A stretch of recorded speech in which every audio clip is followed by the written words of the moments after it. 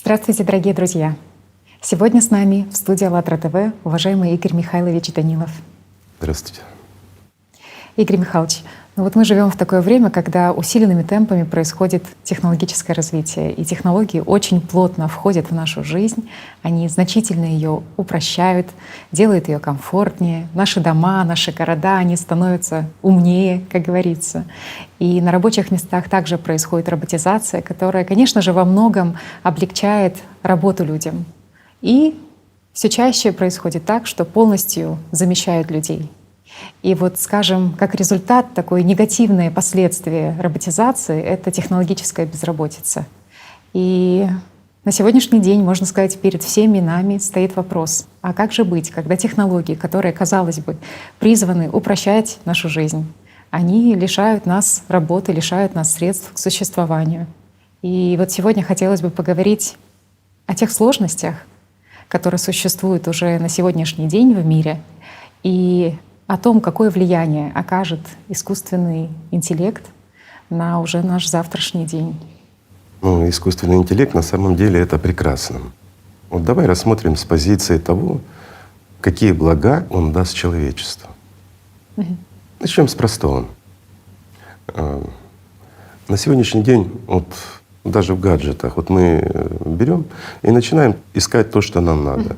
И как раз начинает работать искусственный интеллект, который нам подсказывает. Да. Правильно? Удобно? Формирует очень ленту удобно. Новостей тех же. Совершенно правильно. Удобно. А товары необходимые, которые мы ищем, тут же нам начинают предлагаться. Да? Причем сбор идет со всех предложений, которые есть в интернете. Дальше больше. Интересна какая-то тема. К примеру, находящаяся… Медицину возьмем, даже далеко ходить не будем. У нас есть масса информации по этому поводу. Достаточно в поисковик набрать, да, то, что нас интересует. И опять-таки тот же самый искусственный интеллект там стягивает всю подробную информацию, которая есть. Разве это не удобно? Очень удобно, да? А дальше больше. Ведь прогресс не стоит на месте. И опять-таки это все призвано облегчить и улучшить нашу жизнь. К примеру, сейчас искусственный интеллект, он разрознен. Там немножко работает, там чуть-чуть работает. Везде понемножку он облегчает нам жизнь. Но надо понимать, что десятки компаний на сегодняшний день, они работают на то, чтобы создать суперинтеллект. И работают уже довольно давно. Что означает суперинтеллект? Суперинтеллект, друзья, это единая машина, в которую втянута вся информация, которая управляет всем. Если взять, допустим, лет 5 назад, у нас еще не было таких возможностей, но над ним уже работали. И работали очень серьезно. А возможностей не было за счет технических решений. Как говорят специалисты, железо было не совсем соответствующее. На сегодняшний день это все уже возможно. То есть мы пришли к тому, что не сегодня, а завтра этот суперинтеллект, мы уже увидим его результаты и увидим пользу для нас. А польза какая? Огромная. К примеру, ты зацепила медицину, да? Представь, сейчас была пандемия, многие болели, многие сталкивались, многие переживали по этому поводу, даже здоровые пытались пробиться к медикам и тому подобное. Но что такое медицина? Это люди. Люди, они совершают ошибки, да, способные на подвиги, но как ни крути, а человеческий фактор, он всегда человеческий фактор. Доктор сидит на приеме, у него масса пациентов, но доктор — человек. У него масса и своих проблем. Но здесь он должен переключаться, помогать людям и тому подобное. Всегда ли у него есть время вникнуть в суть вопроса? И почему столько много ошибок на сегодняшний день, друзья, в медицине? Все потому, что мы всего лишь люди. Но суперинтеллект, он не допустит ошибок. Он впитает в себя опыт миллионов докторов. Он всю историю медицины впитает в себя. Уже впитывает. Уже. Не впитает, а уже впитал. Очень много. И он индивидуально будет подходить к каждому пациенту. Это во-первых. Во-вторых, он будет знать всю его историю. Вся информация, результаты обследования, все будет стекаться к нему. И это все в нем будет накапливаться. Более того, он будет постоянно, как искусственный интеллект, как доктор, он постоянно будет наблюдать за человеком, что он приобретает, какие товары что он употребляет в пищу, какие у него, скажем, интересы есть, насколько выражены его стрессы, насколько они на него влияют и тому подобное. То есть какая жизнь у человека и как он живет. Почему? Потому что он будет везде. Он один будет везде. Вот сейчас у нас много автопилот автомобиля — это одно устройство, вот в гаджетах это другое устройство, куда-то мы приходим, там третье устройство, а это единая система, которая впитает в себя все. Он будет везде. Это единый центр переработки всей информации. От того, что ты вот в поисковик заложила, что ты смотришь, сколько времени ты ходишь, сколько времени ты сидишь, это как раз говорит о твоей подвижности. Или наоборот, о том, что ты мало двигаешься, правильно? А доктор уже будет… Книга жизни. Совершенно правильно. А доктор будет получать эту информацию. Разве это плохо? С одной стороны, вот люди скажут, что ну как, это тотальный контроль. Нет, это тотальная забота у нас. Это, знаете, вот самые лучшие родители так к детям относятся. Когда действительно такая вот не гиперопека, а настоящая опека над своими детьми. Не спустя рукава, а действительно относится к тому, что кушает, сколько отдыхает, не перетруждается, не переохлаждается ли. И естественно, вот согласись, такой доктор, ты не успеешь заболеть, а он тебя уже предупредит, уже назначит тебе лекарство, да, и подскажет, в какой аптеке, или же сделает так, что тебе его доставят. Это действительно великолепно. Почему? Потому что медицина уйдет больше в профилактику. Нам как бы все меньше и меньше будет приходиться лечиться, а просто легкие способы профилактики. И над этим сейчас уже работает, и работает довольно серьезно. Просто многие не знают, но это так. Качество медицины повысится в разы.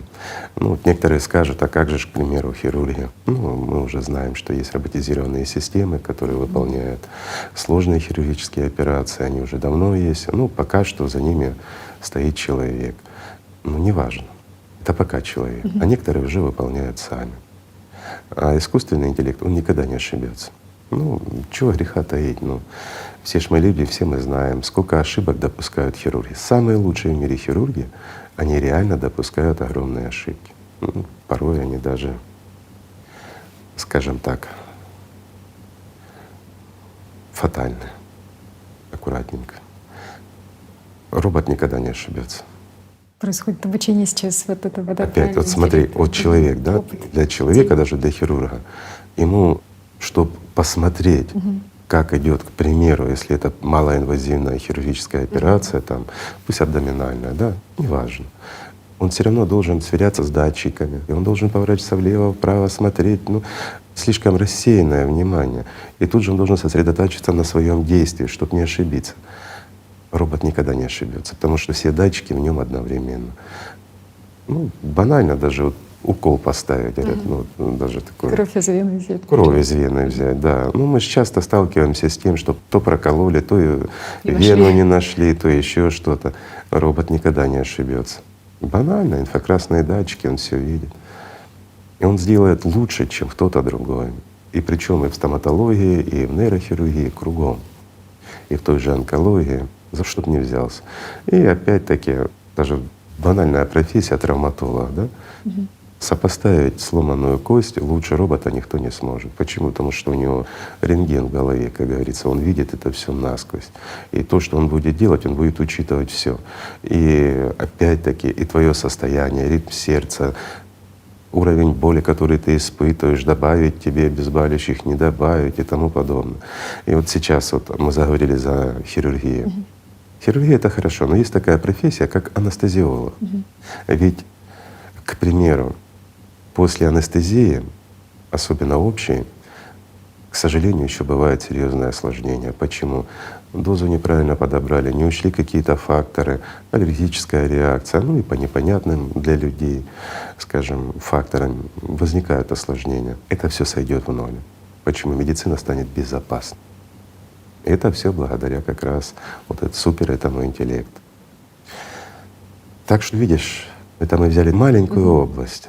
Я могу за себя даже сказать, что меня настолько удивило, что вообще эти разработки уже есть, и что они апробируются, даже элементарный вот этот робот-хирург да Винчи, и что так давно, вообще он там с 80-х годов разработки шли, и к людям он там пришел, собственно, через 20 лет, там, в 2000-х.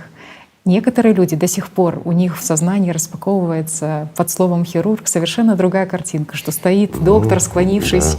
но уж точно не операции дистанционно, которые сейчас уже проводятся и в том же Китае за и 3000 опять-таки километров, или в другой комнате соседней сидит доктор. Вот ты сейчас отметила, доктор стоит склонившись.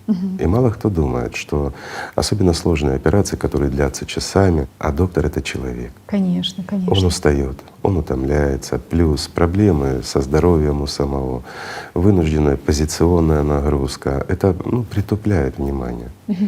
Ну и как фактор еще один общечеловеческий, да, у него же дома могут быть проблемы, и на работе с кем-то непорядок, и как у всех у нас, и у докторов, даже когда он принимает какое-то серьезное решение по отношению к вашему здоровью, у него в голове тоже много мыслей всяческих, так же, как и у всех, которые отвлекают.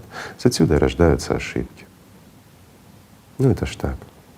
А у суперинтеллекта искусственного таких проблем не будет. Как видишь, медицина — это просто будет совершенно другого уровня. И сейчас это уже, скажем, уже не сказки. Это уже реальность даже не завтрашнего, а практически сегодняшнего дня. Но это мы взяли только эту отрасль, только медицину. Давай возьмем другую.